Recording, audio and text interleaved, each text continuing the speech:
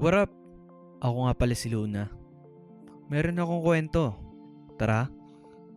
Kapag naririnig natin ang salitang Pilipinas, automatic ang naiisip natin isang bansa. Isang bandila, isang lahi, isang kasaysayan. Pero may tanong na bihira nating itanong. May Pilipinas na ba talaga bago tayo tawagin Pilipinas? Kasi bago dumating ang mga Kastila, wala pang bansang tinatawag na Pilipinas. Ang pangalang Las Islas Filipinas ay ibinigay ng mga Espanyol noong ika-16 na siglo bilang parangal kay Prince Philip na kalaunan ay naging King Philip II ng Spain. Una itong tumukoy sa Leyte, Samar at kalapit na mga isla bago lumawak ang gamit sa buong kapuluan. Ibig sabihin, bago tayo magkaroon ng isang pangalan, mayroon na tayong mga tao. May mga komunidad, may kalakalan, may kultura, may sariling paraan ng pamumuhay. Pero, hindi pa tayo isang bansa at dito nagsisimula ang unang malaking tanong ng series na to. Kung wala pang Pilipinas noon, ano ang meron? Kung wala pang Pilipinas, anong sagot? Isang kapuluan na binubuo ng maraming magkakahiwalay na komunidad, kaharian, pamayanan at pamumunog lokal. Hindi ito simpleng primitive o walang sibilisasyon gaya ng minsang ipinapahiwatig ng lumang colonial history. Mas tamang sabihin na ang isla noon ay puno ng iba't ibang lipunan na may sariling wika, pinuno, relihiyon, kalakalan, batas at relasyon sa ibang lugar ng Southeast Asia. Bago pa tayo tawagin Pilipinas, tayo ay isang mundo ng maraming maliliit na mundo. Noong bago dumating ang Espanyol, hindi pa centralized ang kapangyarihan sa buong kapuluan. Walang iisang hari na namumuno mula Luzon hanggang Mindanao. Walang iisang capital city. Walang iisang pambansang identity. Sa halip, maraming pamayanan ang nakaayos sa tinatawag ng mga historian bilang barangay o mga lokal na political communities. Ang barangay o ang mga barangay na ito ay kadalasang pinamumunuan ng isang datu.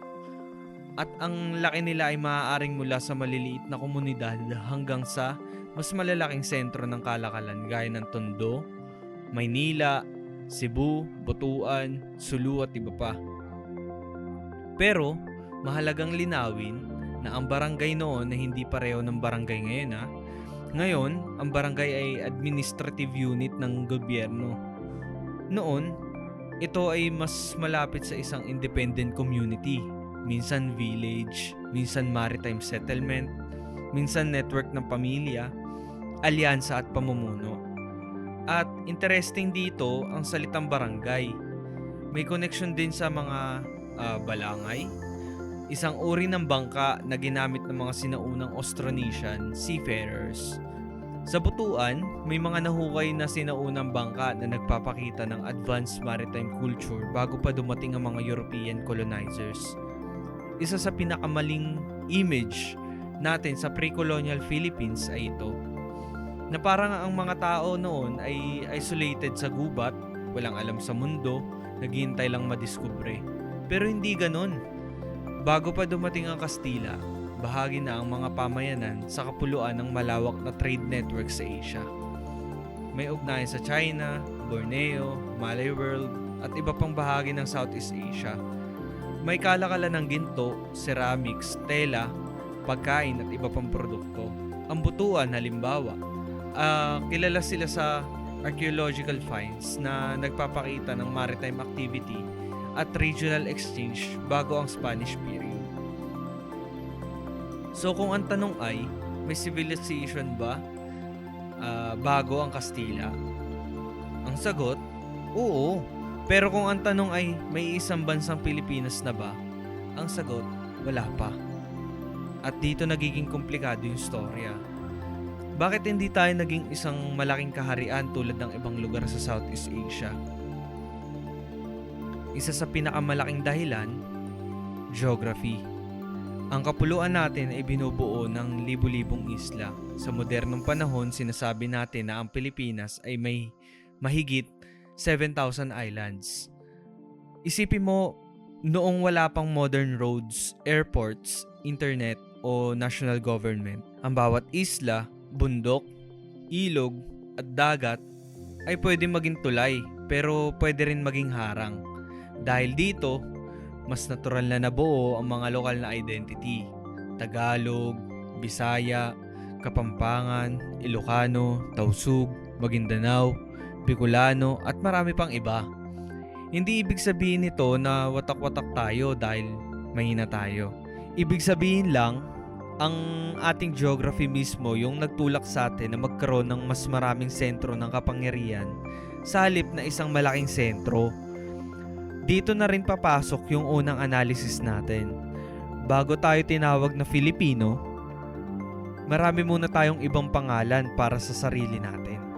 Ang identity ng tao noon ay mas nakaugat sa kanyang pamayanan, pinuno, pamilya, wika, rehiyon at trade network. Hindi niya siguro sasabihin na Pilipino ako. Mas malamang sasabihin niya kung taga saan siya, kung kaninong dato siya, kung anong wika ang sinasalita niya o kung saang pamayanan siya kabilang. Kaya kapag ngayon, napapansin natin na mas malakas pa rin yung regional identity sa Pilipinas. Hindi to bagong problema. Matagal na tong bahagi ng ating historical DNA. Minsan, bago natin maramdaman na tayo ay isang bansa, nararamdaman muna natin na tayo ay taga-probinsya, taga-lungsod, taga-isla, taga-wika, o taga-pamilya. At hindi naman mali yun, pero nagiging challenge to kapag kailangan natin kumilos bilang isang nation. Kaya noong dumating ang mga Kastila, hindi sila nakaharap sa isang United Philippines. Ang nakaharap nila ay yung maraming magkakahiwalay na communities, may sariling interes, may sariling pinuno at minsan may kanya-kanya pa silang rivalry. At dito naging posible yung strategy ng conquest. Hindi kailangang sakupin ng buong kapuluan ng sabay-sabay.